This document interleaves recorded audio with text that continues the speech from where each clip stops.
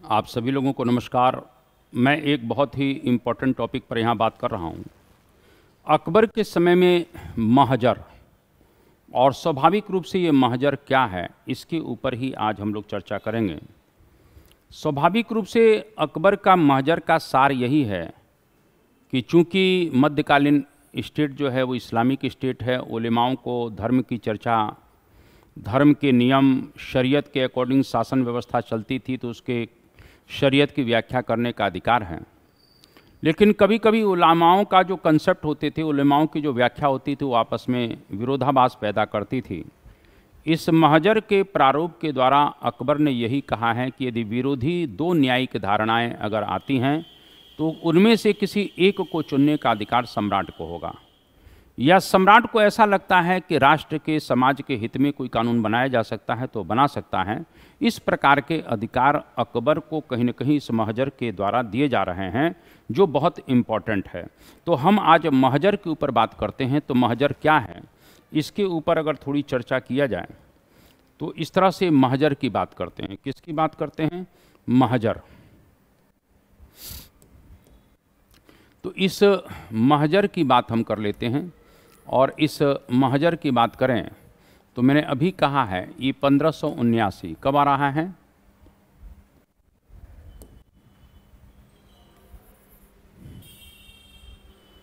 में ये महजर का जो प्रारूप है वो 1579 में आ रहा है। और शेख मुबारक ने इस महजर के प्रारूप को तैयार किया है। इस बात को थोड़ा सा ध्यान रख लेना। यानी महजर के प्रारूप को शेख मुबारक ने तैयार किया था। तो यहाँ पर शेख मुबारक ने तैयार किया है इस महजर के प्रारूप को। ये भी आपसे बिल्कुल कहीं न कहीं पूछा जाएगा, इस बात को ध्यान रखिएगा। इस महजर के प्रारूप में अकबर को अमीर उल मोमिन, ये ध्यान रखना, यानी इस महजर के प्रारूप में इसमें अकबर को अमीर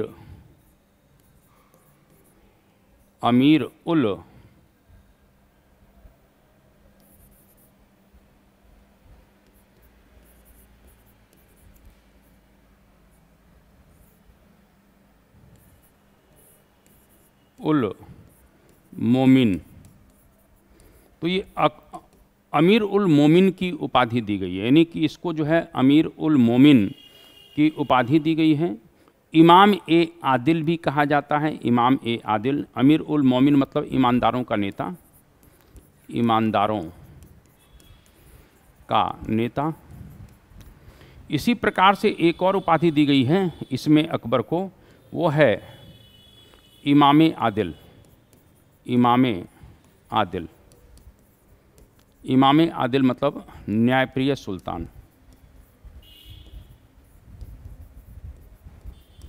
तो इसमें इसको इमाम आदिल भी कहा जाता है, ये भी आपसे बिल्कुल पूछा जाएगा। स्वाभाविक रूप से अगर स्मिथ की बात को सुने तो स्मिथ कहता है कि यह अनुलंघनीयता की राजाज्ञा, अनुलंघनीयता की राजाज्ञा का मतलब है कि वो ऐसी राजाज्ञा जिसका उल्लंघन नहीं किया जा सकता है। यानी स्मिथ क्या कहते हैं, इस महजर को कहीं न कहीं एक देखा जाए तो स्मिथ क्या कहते हैं, स्मिथ क्या कहते हैं, अनुलंघनीयता,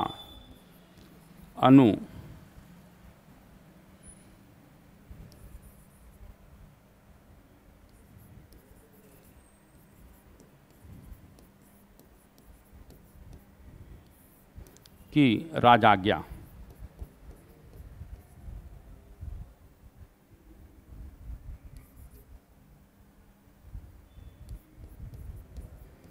अनुलंघनीयता की राजाज्ञा का मतलब यह है ऐसे आदेश जिसका उल्लंघन नहीं किया जा सकता है। इस प्रकार से डॉक्ट्रिन ऑफ इनफेलिबिलिटी, अचूक आज्ञापत्र भी कह सकते हैं, अमोघत्व भी कह सकते हैं, अमोघत्व, इसको अचूक आज्ञा पत्र भी कहा जाता है। तो इसको क्या कहते हैं? डॉक्ट्रिन। इसको कह सकते हैं, स्मिथ कहता है इसको, स्मिथ कहता है डॉक्ट्रिन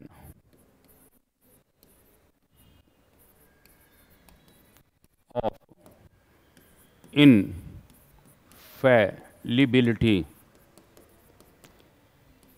ये डॉक्ट्रिन ऑफ इनफैलिबिलिटी यानी अचूक आज्ञा पत्र कहता है। ये थोड़ा सा ध्यान रख लेना, यानी इसे अचूक आज्ञा पत्र भी कहा जाता है। ये क्वेश्चन आपसे पूछा जाएगा। तो डॉक्ट्रिन ऑफ इनफैलिबिलिटी, ये थोड़ा सा ध्यान रख लेना। इनफैलिबिलिटी, ठीक है, डॉक्ट्रिन ऑफ इनफैलिबिलिटी, ये क्वेश्चन आपसे पूछा जाएगा। अचूक आज्ञा पत्र, इस तरीके से अगर देखा जाए तो स्मिथ ने इसको अलग से तरीके से बताया है। इसे अनुलंघनीयता के राज्यता, अमोघत्व या अचूक आज्ञा पत्र की संज्ञा दी जाती है। अब यहाँ पर थोड़ी सी बातों को हम लोग देखें तो इसमें क्या कहा जा रहा है, ये थोड़ा सा ध्यान रखना। फैजी एवं अबुल फजल का इस पर हस्ताक्षर नहीं था। पहले तो मैं क्लियर कर दूं, बहुत से लोग कहते हैं कि इतने लोगों ने हस्ताक्षर किया, बिल्कुल नहीं है। स्वाभाविक रूप से यहाँ पर है क्या, इसको थोड़ा सा जानना जरूरी है।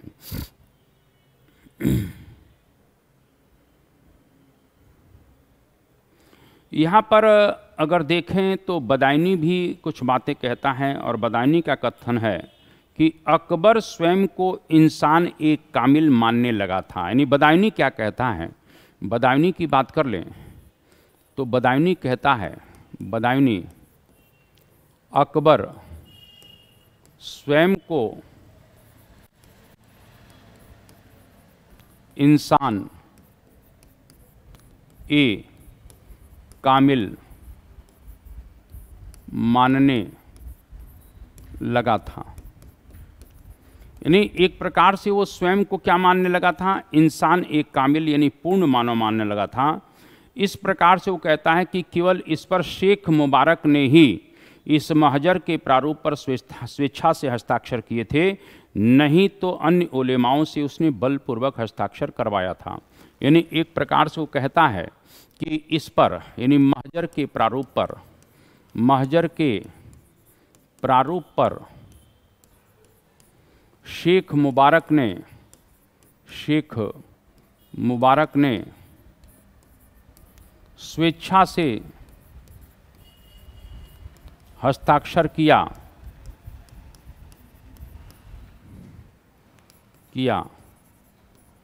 नहीं तो अन्य लोगों, यानी अन्य लोगों से माने अन्य उलेमा वर्ग के जो लोग थे उनसे कहीं ना कहीं उसने जो है बलपूर्वक हस्ताक्षर करवाया। अन्य लोगों यानी उलेमाओं से उसने बलपूर्वक हस्ताक्षर करवाया है, बलपूर्वक हस्ताक्षर करवाया। तो इस प्रकार से उसने बलपूर्वक हस्ताक्षर करवाया है। ये प्रश्न आपसे पूछा जा सकता है। महजर पर स्वाभाविक रूप से 7 प्रमुख उलेमाओं के हस्ताक्षर थे, इस थोड़ा सा ध्यान रखना। यानी एक प्रकार से महजर 7 प्रमुख उलेमाओं के हस्ताक्षर से युक्त एक घोषणा पत्र है। यानी महजर जो है कहीं ना कहीं अगर देखा जाए तो 7 प्रमुख उलेमाओं के हस्ताक्षर से युक्त एक घोषणा पत्र था, जिसमें अब्दुल नबी की बात कर सकते हैं, अब्दुल्ला सुल्तानपुरी की बात कर सकते हैं, शेख मुबारक की बात कर सकते हैं, ऐसे बहुत से लोग थे। तो यहाँ पर कुछ प्रमुख उलेमाओं की बात कर सकते हैं, जैसे अब्दुल नबी की बात कर सकते हैं,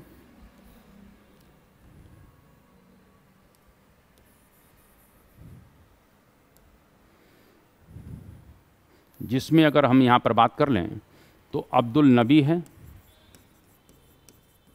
अब्दुल्ला सुल्तानपुरी है, सुल्तानपुरी, शेख मुबारक, इस प्रकार से आदि ऐसे बहुत से 7 जो है कहीं ना कहीं एक प्रकार से जो है उलेमा वर्ग के जो लोग थे उन्होंने इस कहीं ना कहीं महजर पर हस्ताक्षर किए हैं। फैजी और अबुल फजल ने इस पर हस्ताक्षर नहीं किए थे। इस बात को थोड़ा सा ध्यान रखना, मैं लिख देता हूं कि फैजी और अबुल फजल के हस्ताक्षर नहीं थे। तो फैजी और अबुल फजल के हस्ताक्षर इस पर नहीं थे, ये भी आपसे पूछा जा सकता है।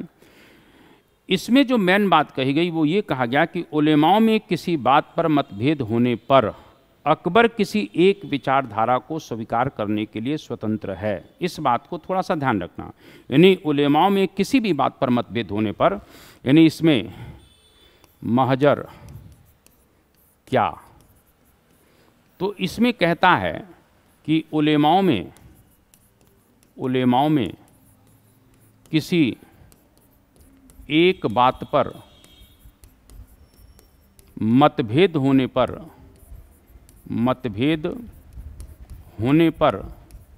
या विरोधी न्यायिक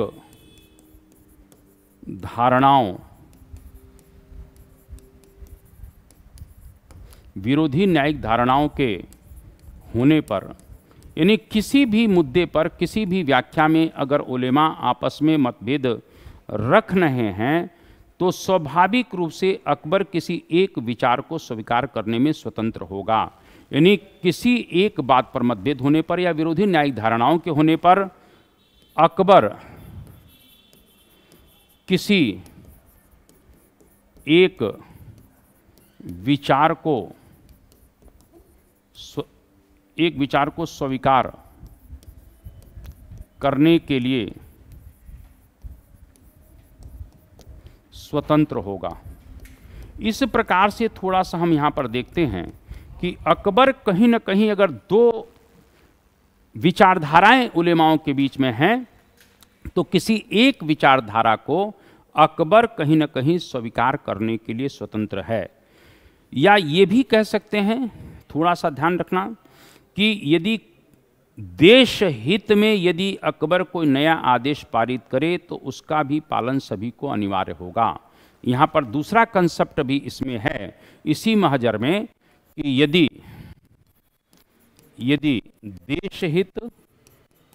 देश हित में कुरान सम्मत कोई आदेश अकबर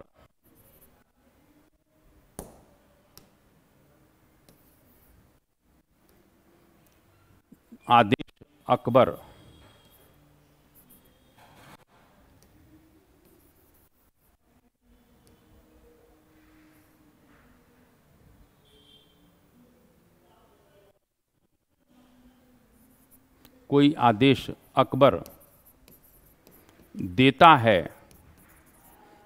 तो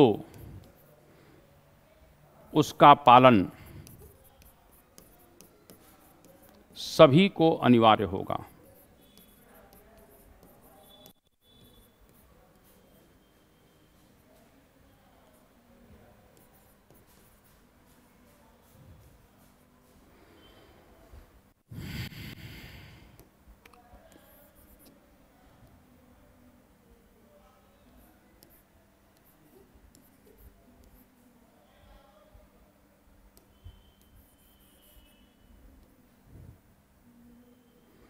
अनिवार्य होगा।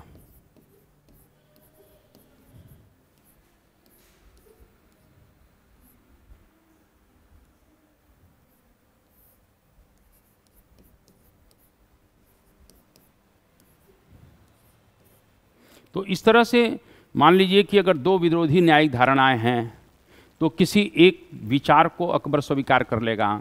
यदि देश हित में कुरान सम्मत कोई आदेश अकबर देता है तो उसका भी पालन सभी को अनिवार्य करना होगा। ये महजर का असली कंसेप्ट है, इस बात को थोड़ा सा ध्यान रख लेना। क्लियर है? तो इस तरीके से जो है हम लोग कह सकते हैं महजर का अर्थ सर्वोच्चता का निर्णय, यानी महजर का अर्थ क्या है? सर्वोच्चता का निर्णय है। ये भी अपन कह सकते हैं कि इस महजर का जो अर्थ है सर्वोच्चता का निर्णय, यानी अंतिम, यानी धर्म के मामले में भी अकबर ने अपने को सुप्रीमो बना लिया है। तो महजर का अर्थ है, महजर का अर्थ सर्वोच्चता, सर्वोच्चता का निर्णय। यानी एक प्रकार से ध्यान रखिएगा, महजर का अर्थ जो है वो कहीं न कहीं सर्वोच्चता का निर्णय है। ये आपसे बिल्कुल कहीं न कहीं पूछा जा सकता है। ये सभी बातें अपने आप में कहीं न कहीं संपूर्ण हैं, पूछी जाएंगी। और महजर क्या है आपको मैंने बता दिया, ये अपने आप में इम्पोर्टेंट है, आप ज़रूर देखिए।